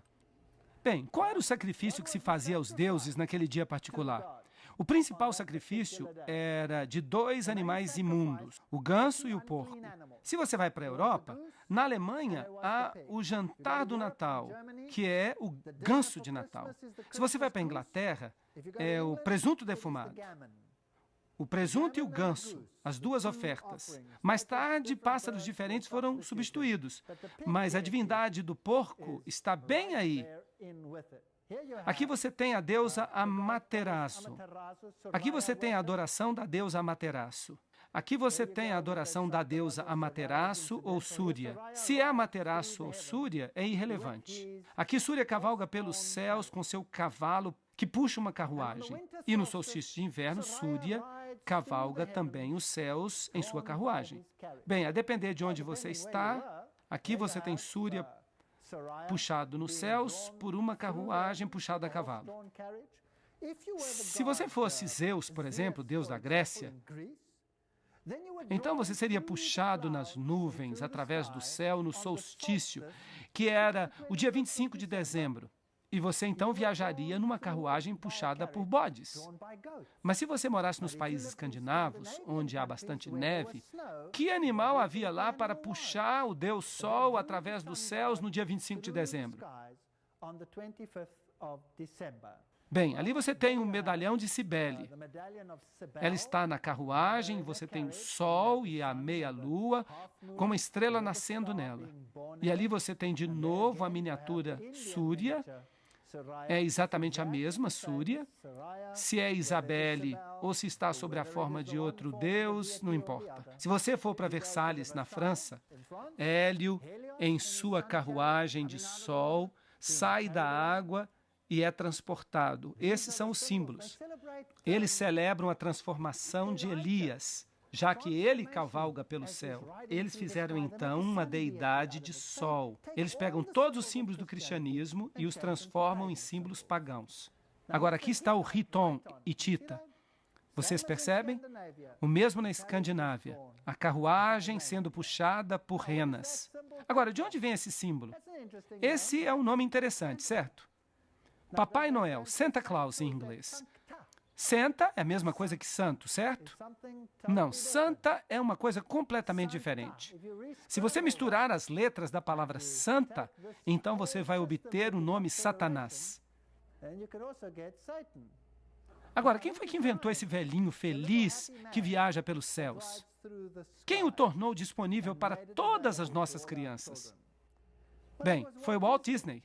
E o Walt Disney era um maçom do grau 33. Agora, qual era o Deus do grau 33 da maçonaria? Bem, vamos perguntar isso para os maçons, porque eu não vou dizer isso. Eu poderia ficar encrencado. Vamos deixar que eles digam. Venham na próxima palestra e vamos ver qual era o Deus do grau 33 da maçonaria. Vamos agora dar uma olhada na origem de Papai Noel. A evidência do quarto século mostra que São Nicolas nunca existiu como ser humano. Trata-se de uma versão cristianizada de vários deuses marinhos pagãos. O deus grego Poseidon, o deus romano Netuno e o deus teutônico Rodnica. Os nicolaítas, por falar nisso, a Bíblia diz no livro de Apocalipse que Deus odeia as doutrinas dos nicolaítas. Aqueles que servem no trono de Nicolas, o Apocalipse diz isso sobre eles. Mas aqui nós temos Nicolas viajando pelo céu. E nossas crianças dizem, por favor, Papai Noel, São Nicolas, traga-nos um presente. Onde é que Jesus fica no Natal? Ele não fica em lugar algum no Natal. Nos primeiros séculos da igreja cristã, muitos deuses e deusas pagãs foram humanizados e convertidos em santos cristãos. Quando a igreja criou o personagem de São Nicolas, Papai Noel, eles adotaram o título de Poseidon, o marinheiro. Eles pegaram seu sobrenome de Nica. Vários templos de Poseidon se tornaram templos de São Nicolas, dos nicolaítas, a quem Deus odeia. Qual é a teologia de Papai Noel? Fala-se de Papai Noel para a maioria das crianças. Número 1, ele é onipresente, ele pode visitar centenas de milhões de lares numa noite. Número 2, ele é onisciente. Ele vigia cada criança, ele vê tudo, ele sabe tudo. Ele sabe se elas foram boas ou se foram más. Ele tem grandes poderes, ele pode fabricar presentes para centenas de milhões de crianças em uma noite. E cada um desses presentes é entregue para a criança certa. Ele é todo bondade e todo justiça. Ele decide se as crianças são boas ou não. A que é que isso equivale dizer? Bem, o historiador eclesiástico Sócrates atribui a introdução do festival da Páscoa na igreja à permutação de um velho costume, assim como muitos outros costumes. Isso está na Enciclopédia Britânica, volume 7. Assim, é o centro da festa da Páscoa. Vocês sabiam que o Papa mudou o calendário para alinhá-lo. É por isso que nós temos o calendário gregoriano hoje, para alinhá-lo com a festa pagã de Istar e forçar a sua adoração no mundo cristão. Isso é paganismo. Nós pensamos que somos cristãos, mas não somos. Vamos ver a enciclopédia católica, ela vai nos ajudar aqui. O fogo da Páscoa é aceso no alto das montanhas. Esse é um costume de origem pagã, mas a igreja adotou sua observância na cerimônia de Páscoa. Eles admitem. Bem, a Páscoa, o ovo, Heliópolis, Tifão, o ovo. Onde você lê sobre o coelhinho da Páscoa e os ovos na Bíblia? Eu nunca vi isso na Bíblia. Mas aí está, ovos pintados antes de Cristo. Vem do paganismo. Vem da adoração do sol. Ali está outra roda solar que a Madonna está segurando. É uma representação moderna num altar católico. E a maior roda solar do mundo está na Praça do Vaticano. Aí está. Agora, esta é uma história interessante. Esta roda solar, ela tem 8 aros. Você pode contá-los aqui. 1, 2, 3, 4, 5, 6, 7, 8. No meio você tem o símbolo principal do Deus Sol, que é o círculo, com a cruz dentro dele. Vocês se lembram que eu mostrei para vocês o touro e o leão olhando na direção do círculo com uma cruz dentro? Esse é o símbolo da adoração do sol. E no meio você tem isto aqui. Veja, o símbolo de Osíris transportado do Egito para este lugar específico. E foi o Papa que o moveu para esse lugar. E ele contratou algumas pessoas para transportá-lo. E ele decidiu que, se aqueles que transportavam isso para este lugar deixassem-no cair e quebrasse, todos os trabalhadores seriam executados. E foi por isso que foi muito difícil encontrar alguém disposto a fazer o transporte. Mas eles finalmente transportaram e o erigiram. Agora, a coisa interessante é que você tem essa imensa roda solar e você tem uma roda dentro da roda. Ali está, a roda dentro de uma roda maior. Agora, o trono de Deus em Ezequiel é descrito como uma roda dentro de outra roda. E aqui está o trono de uma outra divindade, descrito como uma roda dentro de outra roda. Nós temos hoje em nosso planeta um representante vivo, real, de todas as divindades de Babilônia. Em outras palavras, as roupas, o título Pontifex Maximus, podem todos se ligar através da história e estão todos presentes no papado. Eu não estou condenando a nenhum católico romano. Lembrem-se que eu não estou falando de pessoas, eu estou falando de um sistema. Esse sistema o representa.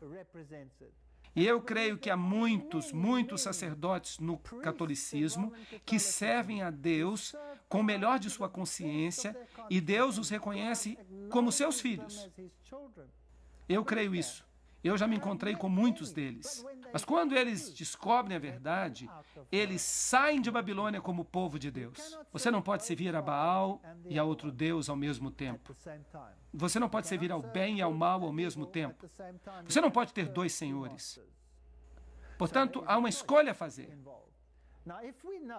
Agora, se nós sabemos que esse sistema não representa Jesus Cristo, mas representa o portador de luz,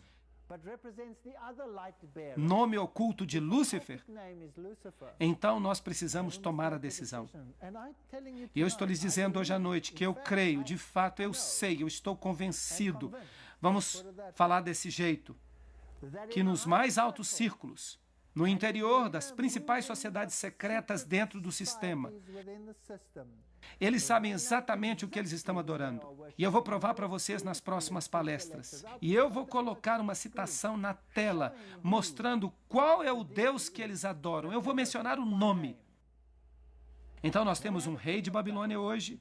Se alguém se prostrar diante dele e aceitar a sua autoridade acima da autoridade de Deus, então essa pessoa está se prostrando ao sistema e se torna súdito do rei de Babilônia. E nós, como cristãos, não deveríamos fazer isso. Porque a Bíblia nos diz: saí dela, povo meu, para que não sejais participantes dos seus pecados. Eu sei que esta é uma informação terrível. Mas o que eu fiz foi mostrar para vocês o paganismo. Eu os levei até a Babilônia. Nós passamos por todas as religiões e nós encontramos suas manifestações dentro do catolicismo. Desde o cajado que o Papa carrega, com as incrustações pagãs sobre ele. Ele sabe exatamente o que ele está fazendo e de onde isso tudo vem, mas tudo está oculto sob as vestes do cristianismo. E quando se faz isso, pode-se chamar isso de engano. Agora, eu fui católico, e quando eu vi estas coisas, quando eu estudei Daniel capítulo 7, eu fiquei devastado, eu fiquei doente, porque eu era de fato um sincero católico. Eu fiquei doente, eu estudei as escrituras e eu fui para as bibliotecas para ver se essas coisas eram mesmo assim, e elas eram assim. Eu estudei a história e eu disse, tem que haver uma saída, isso não pode ser, mas foi, e no fim eu não tive escolha. E quanto mais eu estudava, quanto mais eu observava, quanto mais eu via, mais eu via que estava sendo enganado para que eu cresce num falso Deus. Eu me lembro de estar sentado na igreja católica, eu estava sentado lá e eu estava dizendo, toda vez que eu venho para a missa, toda vez que eu me ajoelho, toda vez que eu tomo a hóstia, eu me sinto tão vazio. Por favor, fala comigo, Senhor, se tu existes. E eu me sentei naquela igreja e eu disse, Deus, se tu existes, revela-te a mim e mostra-me que tu existes, porque eu não posso compreender esse ritual. Eu não estou feliz neste ritual. Eu preciso de um relacionamento no coração. Dize-me se tu existes. Esta foi a pergunta mais perigosa que eu já fiz, porque ela me levou até a Bíblia. E ela me levou a compreender as coisas que eu mostrei para vocês hoje à noite. Eu não condeno nenhum católico. Eu já fui católico. Toda a minha família é católica. E eu amo a minha família. Eu não quero que eles se percam. Eu não quero que ninguém se perca. Eu não estou condenando, eu estou revelando. Escolham neste dia a quem vocês vão servir. Obrigado por terem vindo e voltem para as próximas palestras. Por favor, não as percam. Obrigado por terem vindo.